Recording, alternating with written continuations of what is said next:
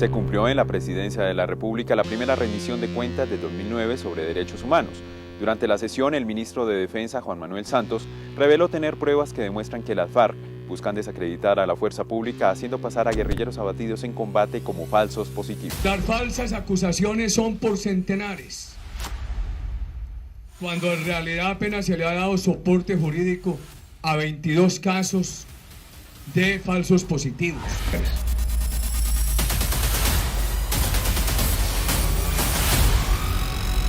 Hola a todos y bienvenidos a un nuevo capítulo de nuestro podcast Verdades Ocultas y Ecos de Historia. El día de hoy hablaremos de un tema que en algún momento hemos escuchado y por ello quisiera iniciar con la siguiente frase. Los falsos positivos no solo arrancan vidas, sino también la fe en la justicia y la humanidad.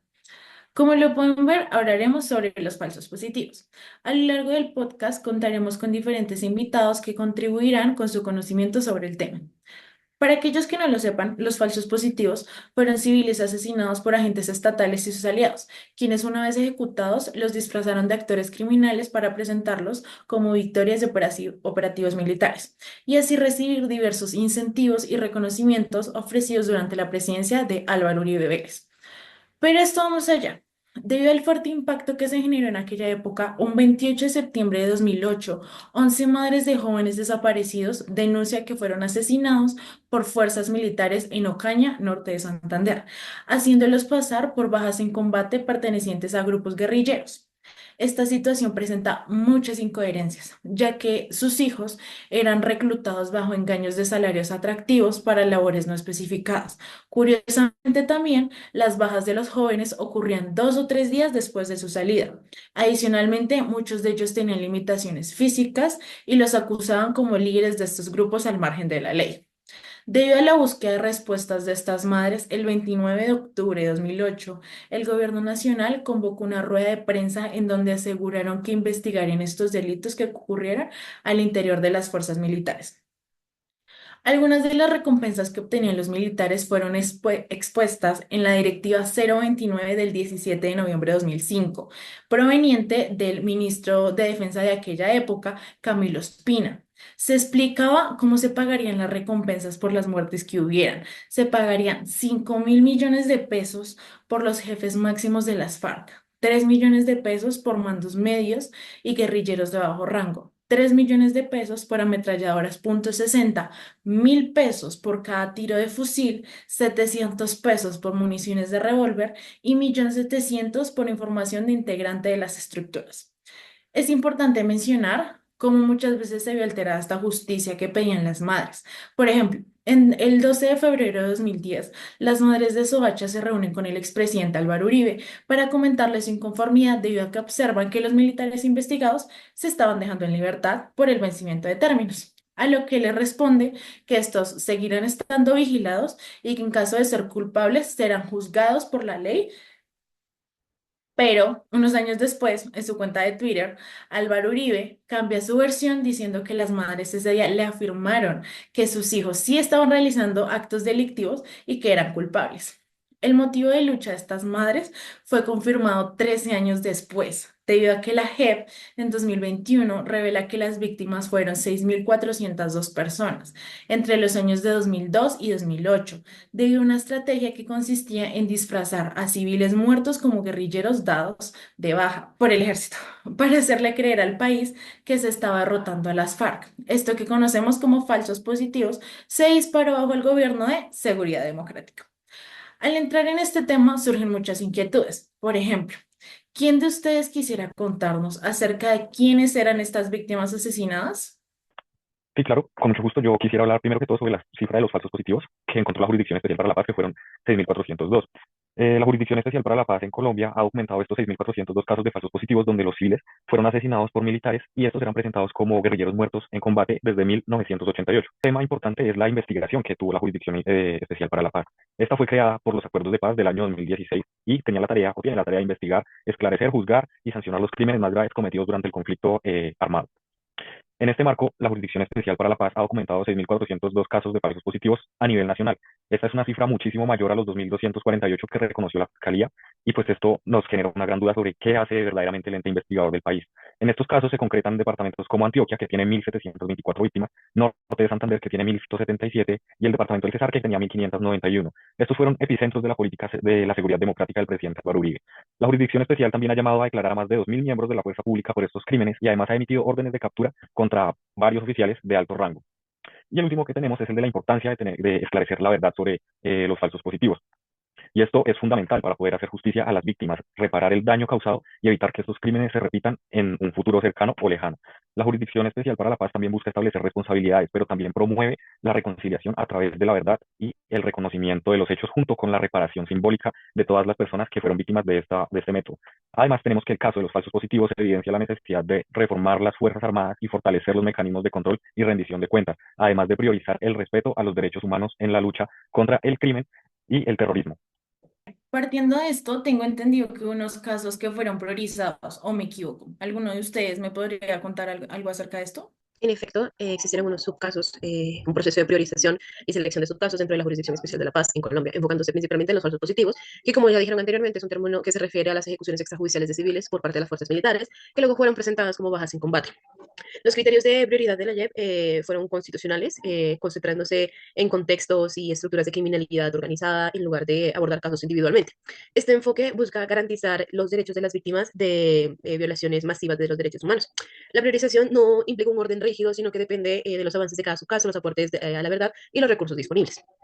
Entre los subcasos prioritarios encontramos Antioquia, ya que se priorizaron hechos ocurridos entre el 2003 y el 2005 en el oriente antioqueño, siendo Antioquia el departamento con más víctimas de falsos positivos, representando el 25% del total nacional entre el 2002 y el 2008. También encontramos en la costa caribe, que incluye los departamentos de Cesar y La Guajira, priorizando eventos entre el 2002 y 2005 en operaciones llevadas a cabo por el Batallón de Artillería número 2 de la Popa. También encontramos en el norte de Santander que se priorizó la región del Catatumbo entre el 2007 y 2008, donde se identificaron patrones específicos en las víctimas, principalmente jóvenes pobres. En el Huila, en el Casanare y en el Meta, pues estos departamentos fueron priorizados debido al incremento significativo de los casos de falsos positivos durante periodos específicos asociados a operaciones militares intensas. Los resultados de estas investigaciones es que la JEP imputó a 59 máximos responsables y 3 partícipes secundarios en la relación con los falsos positivos. A pesar de estos avances, se ha criticado que la priorización no abarca la totalidad de los casos, dejando fuera regiones como Cauca, el Eje Cafetero y el Chocó. Las exhumaciones realizadas en el cementerio de las Mercedes de Beida, Antioquia, revelaron restos mortales en condiciones que indican ejecuciones extrajudiciales, con cuerpos encontrados en bolsas de plástico y con heridas de bala. En cuanto a los reconocimientos de responsabilidad, algunos militares, incluyendo a altos mandos, han reconocido su participación en los falsos positivos y han entregado pruebas y versiones a la JEP.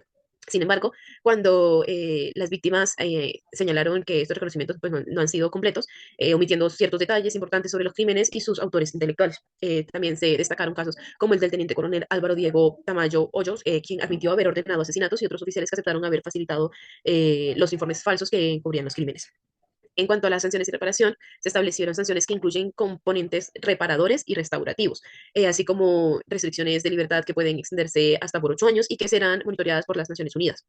Se aprobaron varias propuestas de reparación, como la creación de un salón de exposición en el Museo Nacional de la Memoria, un parque memorial para las víctimas y la realización de actividades de recreación y memoria que involucren a las comunidades afectadas. En cuanto a los casos no resueltos, algunos comandantes no reconocieron su participación en los falsos positivos, lo que ha llevado a ser remitidos a la jurisprudencia ordinaria, donde podrían enfrentar las condenas si son encontrados culpables. También se continúa trabajando en la formulación de iniciativas restaurativas y reparadoras en colaboración con las víctimas y representantes de comunidades indígenas afectadas. Teniendo en cuenta que lo que dice Rob es bastante interesante, estos militares investigados por qué delitos terminan respondiendo. Pues el Estado, en primer lugar, buscó realizar la tipificación, como serían las conductas que pues, llevaron a cabo los actores armados estatales en el momento que realizaron los denominados falsos positivos. Y es que pues se recurre a la normativa penal colombiana, más específicamente a lo que serían los artículos 135 y 165, que son homicidio en persona protegida y desaparición forzada, respectivamente.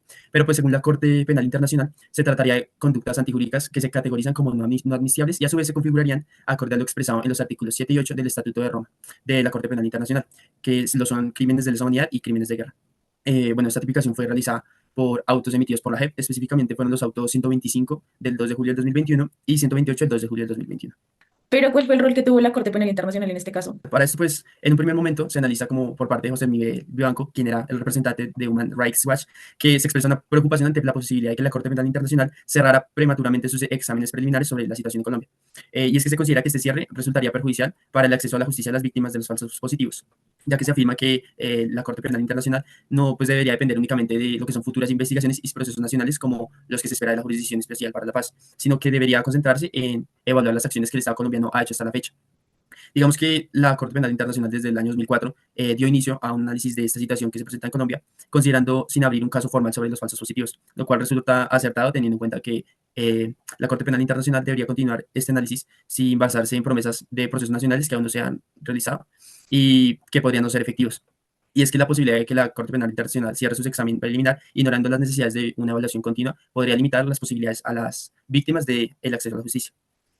Digamos que la Fiscalía de la Corte Penal Internacional necesitaría hacer un esfuerzo mayor, dado su papel como tan importante en lo que sería la competencia material sobre los crímenes internacionales. Y es que la función principal de la Fiscalía durante estos exámenes es determinar cómo debe intervenir debido a la falta de capacidad o voluntad que podría llegar a tener el Estado colombiano, en este caso, para juzgar este tipo de crímenes.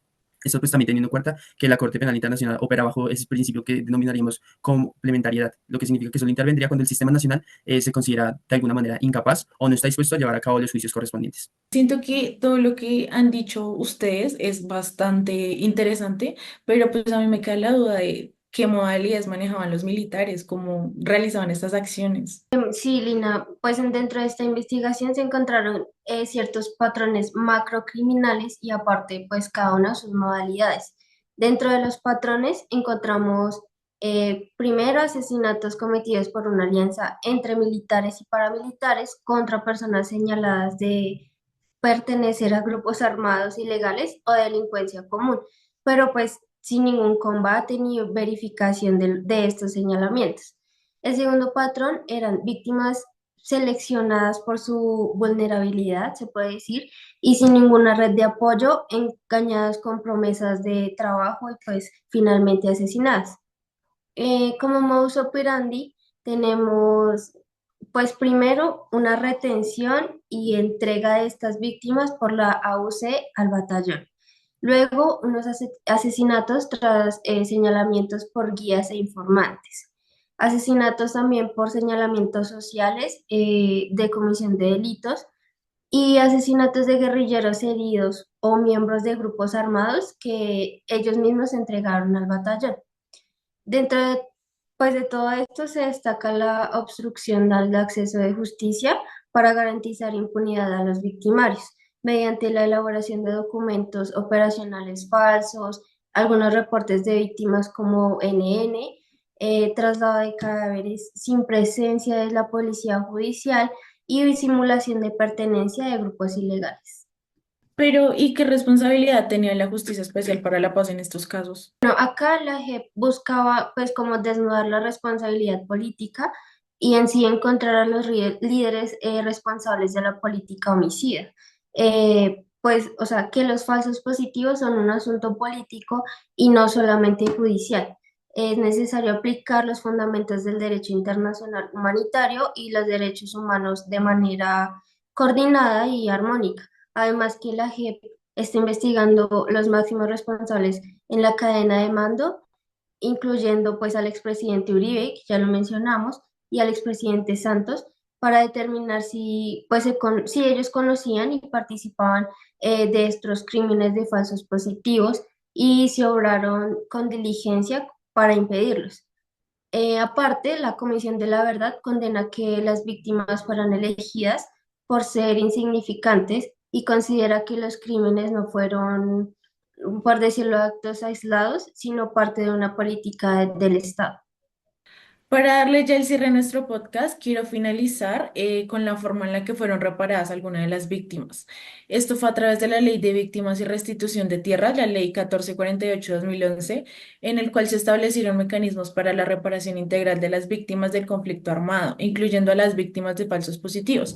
La reparación incluyeron indemnizaciones, medidas de restitución, de rehabilitación, satisfacción, está como el reconocimiento público de la responsabilidad y las garantías de no repetición. Vale aclarar que esto aún no es suficiente para las víctimas, ya que consideran que todavía hay desafíos importantísimos para esclarecer toda la situación y lograr una reparación completa. Y como último dato reciente del gobierno en curso, el presidente Gustavo Petro pidió perdón el 3 de octubre de 2023 a las víctimas, a sus familias y a la sociedad en general, pues por todos estos actos tan bochornosos y terribles que pasó en nuestro país.